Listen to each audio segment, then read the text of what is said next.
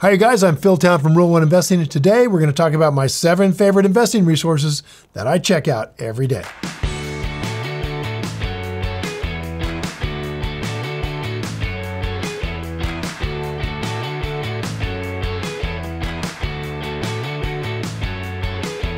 One of the best things about living in the digital age is the fact that almost everybody has unlimited source of information available at all times.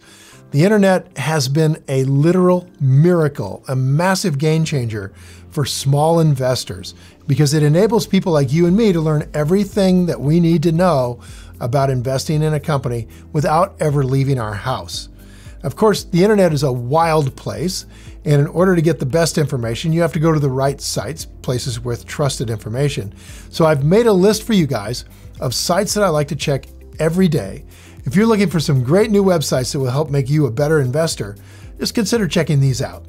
Okay, first, the Wall Street Journal. For decades, investors have turned to the Wall Street Journal newspaper for the best and latest investing news.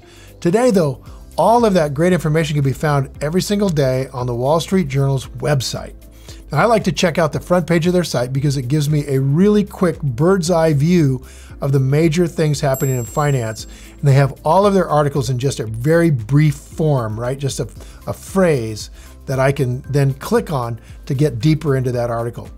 Now, next, I like to read specific company 10K and 10Q reports. This is something that's kind of a habit. We just do it every day. I'll read these during the day. I also read them at night before I go to sleep with Melissa. I read them out loud and she goes out like a light. They are very boring for the most part. All publicly traded companies are required to submit what's called a 10K, like kilo, and a 10Q, like Quebec, reports into the SEC, the Securities Exchange Commission, that regulates all investing. And you can find them all online. The 10Q and the 10K reports are a treasure trove of information. They're the most critical thing for you to read about a company. And if you want to learn more about a specific company, these are the reports that you're going to be looking at. Before I ever consider investing in a company, I try to read about 10 years of 10Ks, or even all of them, right? But here's what you got to think about. These are written by lawyers. They tend to be very dry. So reading a few paragraphs, can really be a little bit boring. So just get used to the idea. It's something you're going to have to learn how to do. So next, Google. Google's an all-star when it comes to investing, and let me tell you why. If there's a company on your watch list that you want to stay updated on, just search the company name on Google and read everything you can find. You read all the good stuff, all the bad stuff. You're really talking about something they used to call scuttlebutt. Anything that's out there, that's what you want to hear. And if you're thinking about investing in a company, just Google it, okay? You want to invest in an Apple computer, you Google Apple. Find out what people are saying about it, find out what they think about it, read all the articles. You don't have to rely on your gut for this stuff anymore, and you don't have to know people on the inside. Everything is online. Companies can't hide anything from Google, and that's great for you and me. All right, next, I like Yahoo Finance. It's a great site, publishes a lot of news articles. More importantly though, Yahoo Finance, which is a subset of Yahoo, contains a wealth of historical data on almost all publicly traded companies. They have some stuff that's really good there that enable you to find data you need to make good investing decisions, importantly about the industry that these companies are in. I really like that at Yahoo. All right, Barrons. This is a weekly magazine, used to be anyway. Now it's online.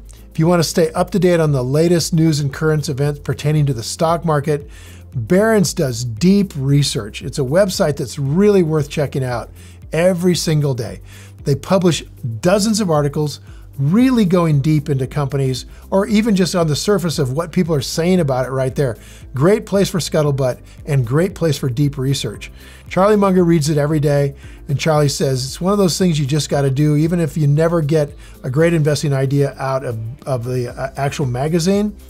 It's going to keep you informed, and that's going to be important down the road. It's a lot like the Wall Street Journal. It's similar in that way, but it's much different on how they approach news on a company. Great place to skim every day, skim the homepage, see if they got anything new up there. Okay, next thing I read, New York Times. A lot of different things affect the stock market, from politics, foreign affairs, current events. I think it's essential for investors to stay updated on these things. And you know how sometimes you see an article in the Times and you think, man, this event is going to put a lot of companies in this industry on sale. New York Times has one of the best newspapers research staffs in the world. They really are good at doing the news, okay? I don't tend to think they're quite as good at doing editorials. They've got a very big slant these days, but news is good on New York Times. I use it all the time. And finally, and maybe most important, although I'm a little biased here, check out the rule number 1, investing toolbox. This is a toolbox of great tools that you'll use to do investing. For example, there's a tool in the toolbox called Search Gurus. And what that does when you click on it is to look at 46 of my favorite great investors, people like Warren Buffett, David Einhorn, and so on. And it goes out and looks at what they're currently buying, what they own, and it puts it all available for you right on the screen in seconds. It's an incredible resource because one of my favorite things to do is to coattail or copy what one of these great investors has found out. Now, the beauty of this thing is even though the information can be as old as like 90 days, it doesn't matter. What matters is you know that they're doing it. You know that they're buying Apple. So when Warren Buffett starts buying Apple Computer, every quarter he has to tell us how much of that he's buying, if he's selling it, whatever he's doing. And every quarter I get that information. And often I can buy Apple Computer cheaper than the previous quarter, cheaper than Warren Buffett was buying it. What a gigantic advantage. So that's just one of many of the tools that are on the toolbox. If there's a company on your watch list that you really want to research in depth, man, I just go to the Rule 1 toolbox. I built it basically for myself to be sure that I could look at a company the way I want to look at it, to look at it through the Rule 1 lens. So I don't have to go all over to a whole bunch of different places. Now, I might be biased, but this toolbox is really an effective online resource. I think it's the best one available for doing Rule 1 type investing. So here's the bottom line. Read as much as you can about the companies you're looking at. Read. Make sure you understand companies you're investing in. If the company's too complicated to understand, then it goes into the too hard box.